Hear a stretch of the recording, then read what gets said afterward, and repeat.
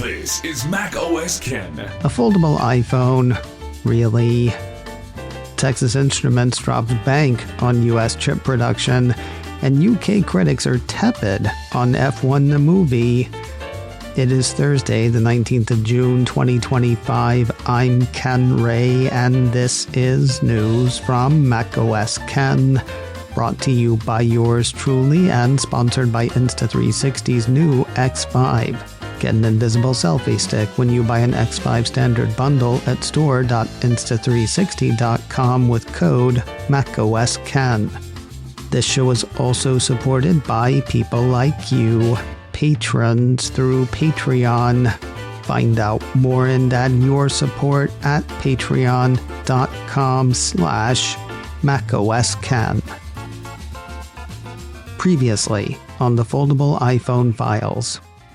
It was back in March that TF International analyst Ming-Chi Kuo hit with big predictions and expectations for Apple's anticipated entry into the foldable phone space.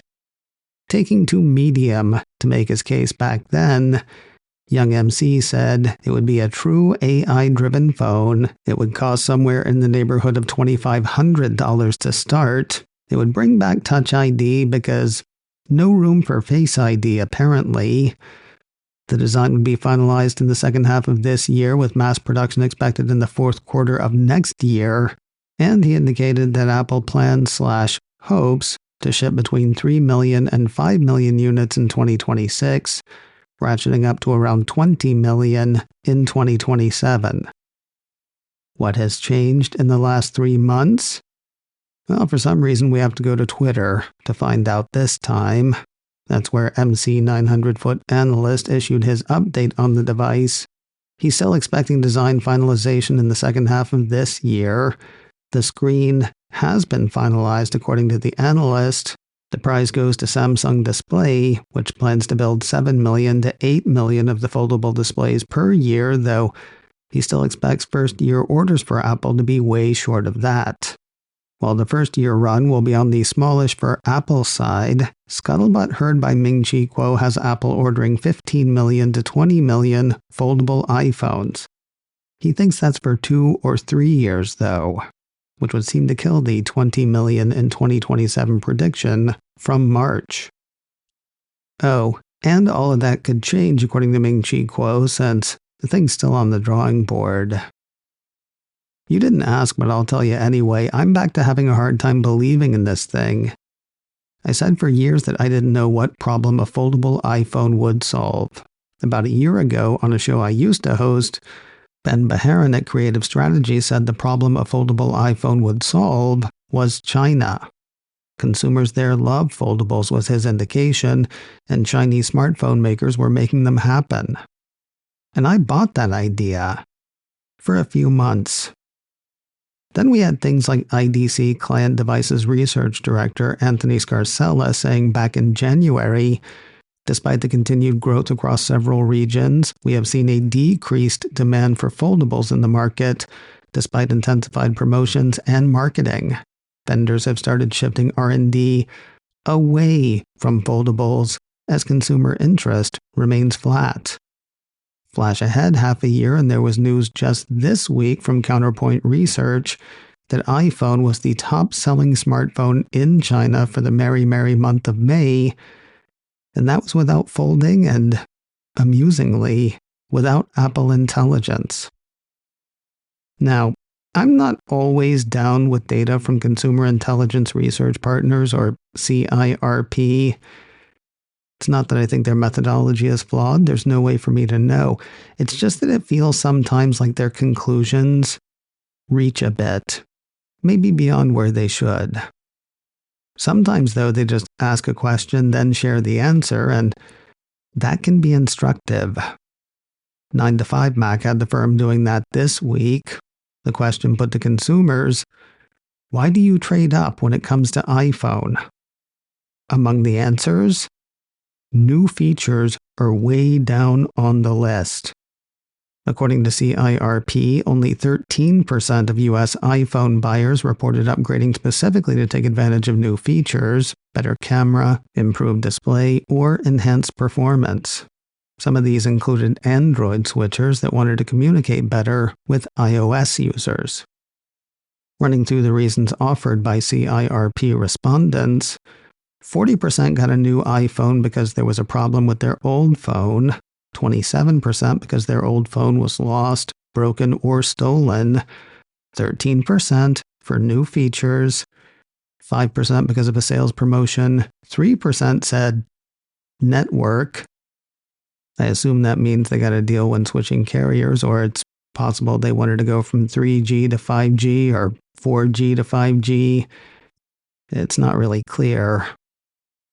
1% said they got a new iPhone so they could hand down their old phone, and 11% listed other reasons. Now, I didn't mean to do this, but I'm going to offer one more seed of doubt. $2,500 feels like too much to ask for a dead end. When iPhone X was introduced with its then jaw-dropping starting price of $1,000, I blanched. That seemed insane. Turns out, though, iPhone X was almost a proving ground, a test kitchen. Rather than being a dead end, it was a path for other iPhones to follow. Things that happened in iPhone X eventually made their way down the line to even the relatively budget-friendly iPhone SE. But here's the thing, you can't just put Foldable into the current iPhone form factor. You can't introduce Foldable without introducing complexity. You can't add Foldable without adding breakage. Maybe Apple wants to sell a high-end foldable iPhone the same way it used to sell gold or ceramic models of Apple Watch. Seriously, maybe that's it. Maybe they want an iPhone they can sell as a status symbol above the status of just being an iPhone. Otherwise, with Apple competitors pulling back on foldables, with iPhone still at or near the top of the heap in China, with consumers getting a new iPhone not for new features but because there's something wrong with their old one, and with an anticipated starting price of around $2,500 or more, I don't see what problem a foldable iPhone solves. Ask me about AR glasses sometime, though. I am still all about those. Thank you for coming to my Ken Talk. Rise and shine, public beta testers. Apple's got a bit of work for you. Mac Rumors ran a piece Wednesday heralding the first public betas of iOS and iPadOS 18.6. No word on anything new just yet. If you find something, tell the world. Then the world will tell me, I'll tell you, and we will have made an echo chamber. Apple got a shout out from Texas Instruments on Wednesday. The chip maker issued a press release midweek announcing a roughly $60 billion investment in the U.S. to make billions of foundational semiconductors. That'll include 7 semiconductor fabs across 3 sites in Texas and Utah, supporting more than 60,000 new U.S. jobs, according to the company. Also referred to as legacy chips, foundational semiconductors aren't the 5-nanometer or smaller sorts being produced by TSMC. Employing a 28-nanometer or larger process, the Center for Strategic and International Studies says legacy chips are involved in the production of most automobiles, aircraft, home appliances, broadband, consumer electronics, factory automation systems, military systems, and medical devices.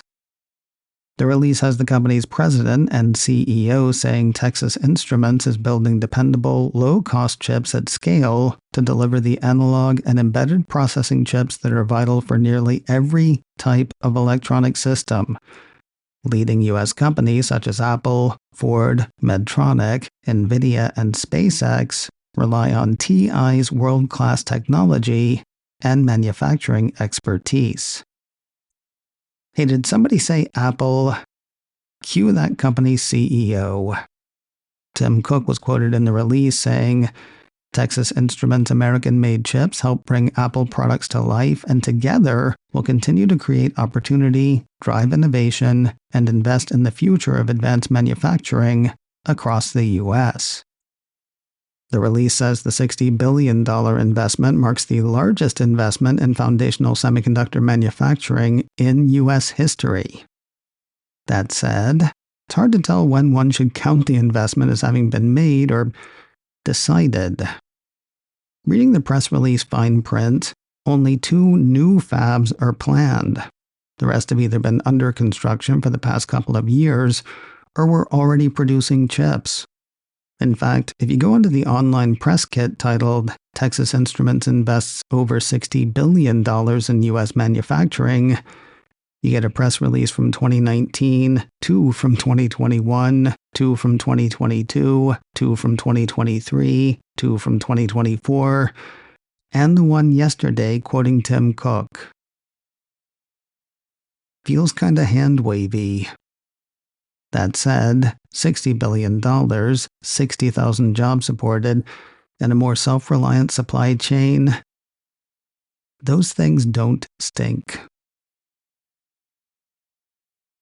More news in a moment, but first a word from today's sponsor, Insta360, and their new 360-degree camera, X5. The creative possibilities opened by the X5 are pretty hip.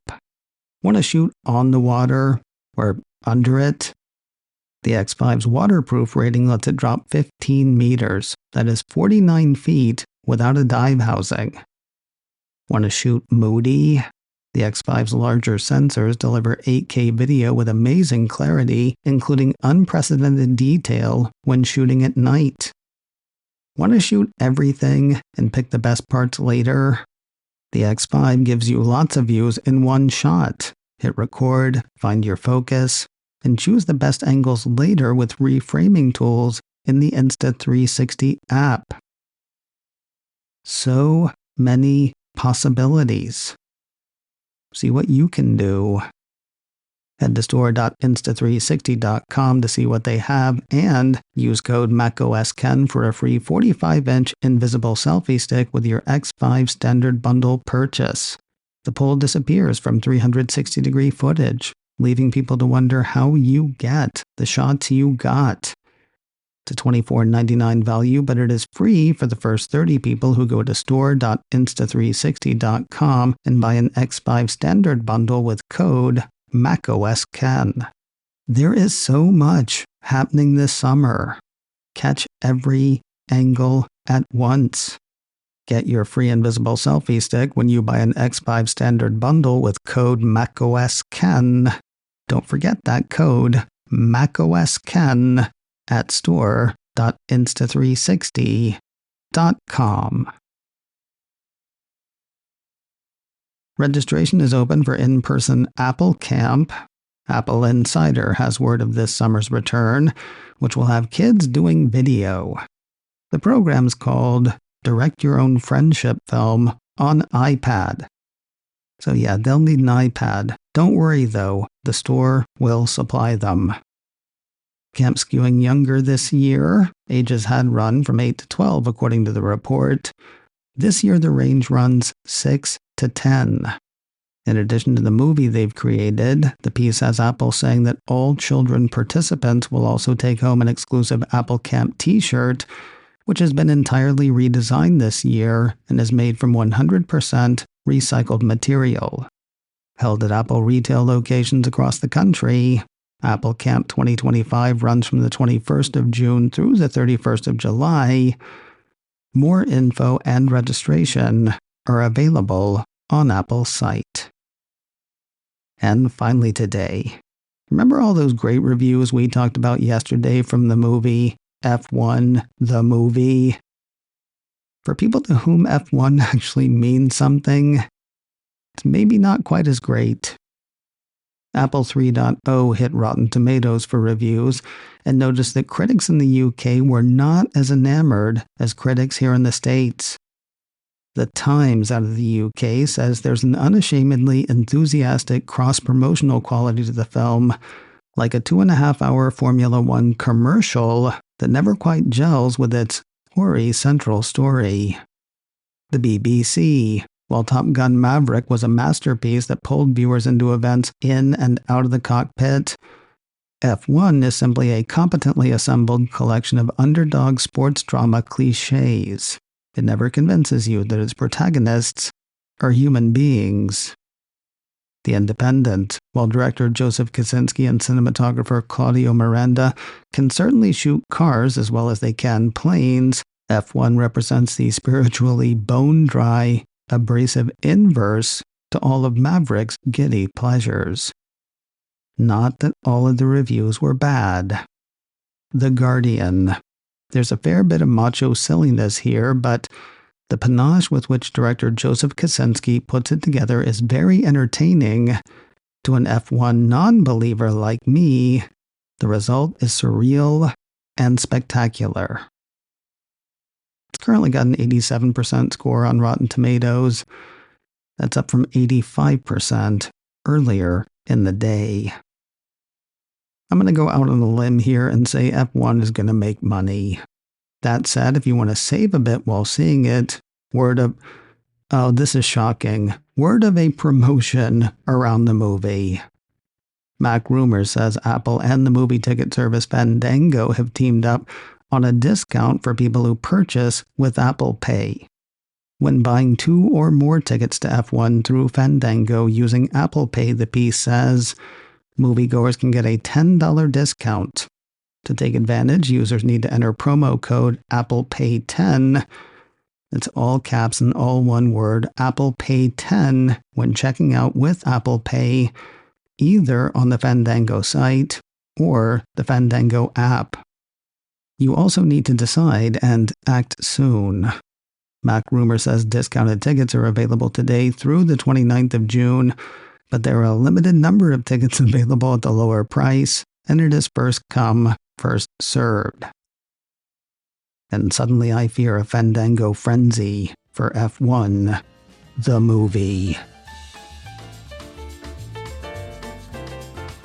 macOS Can, brought to you by me, and sponsored by Insta360's new X5.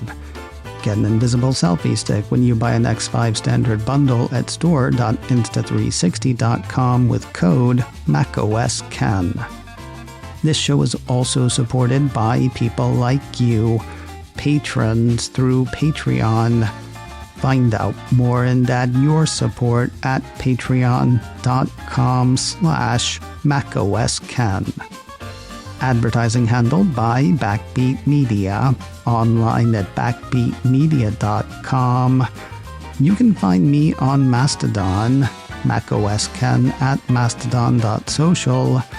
You can also send me an email, info@macoscan.com.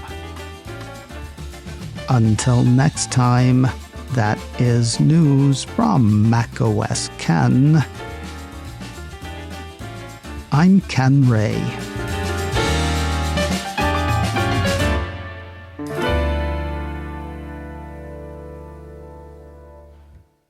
Leonard likes this post.